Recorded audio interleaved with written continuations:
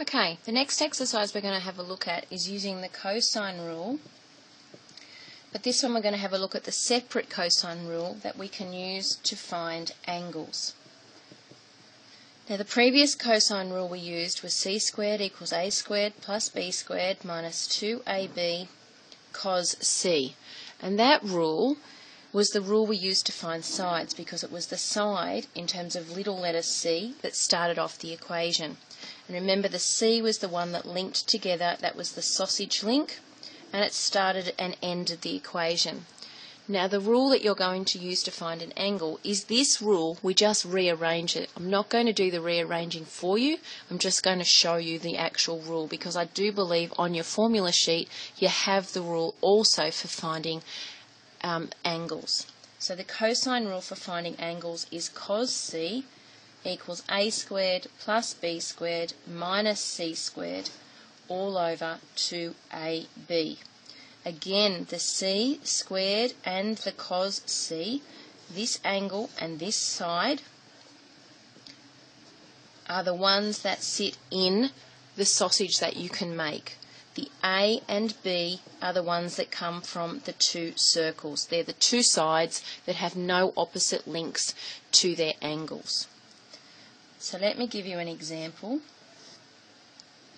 I've got triangle A, B, C, and I've got 3 centimetres, 4 centimetres and 6 centimetres. And I'm trying to find the size of angle theta. Now again, I'm going to say it's non-right angle trig, so one of the rules that I know I have to use is the sine or the cosine rule to be able to solve this equation.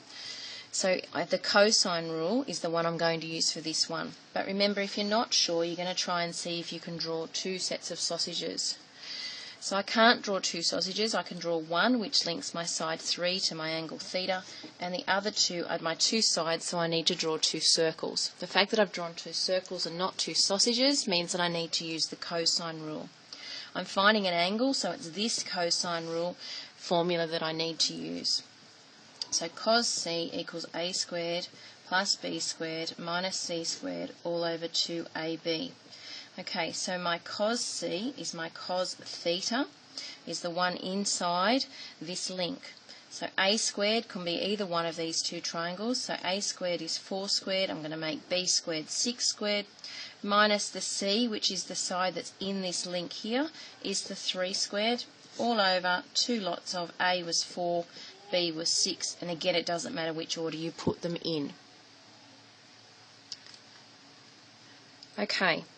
So typing that into my calculator, 4 squared plus 6 squared, 4 squared, plus 6 squared minus 3 squared all over, that's not the right one. In order to get this, what we might need to do is bracket up the whole entire top, because I can't seem to be able to get my calculator to do.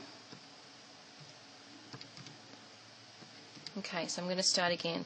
Bracket 4 squared plus 6 squared minus 3 squared, close my brackets, over, that's it, it's made it all over the whole thing now. Can you see? There we go, that's a bit better. All over 2 times 4 times 6. So that's giving me cos theta equal to 0.89583 ... In order to find theta, I now need to do the inverse cos or the shift cos of my answer, equals 26.3843 ... Press my bubble button and I'm getting 26 degrees, 23 minutes and 3 seconds, so it doesn't give me any rounding. So I'm going to choose my own. I'm going to make it 26 degrees with 23 minutes, that's under 30. So 26 degrees to the nearest degree. I think that gives you enough information that you can now work on exercise 5.07, which is finding angles. And you can work on question 4, 5, 6 and 7.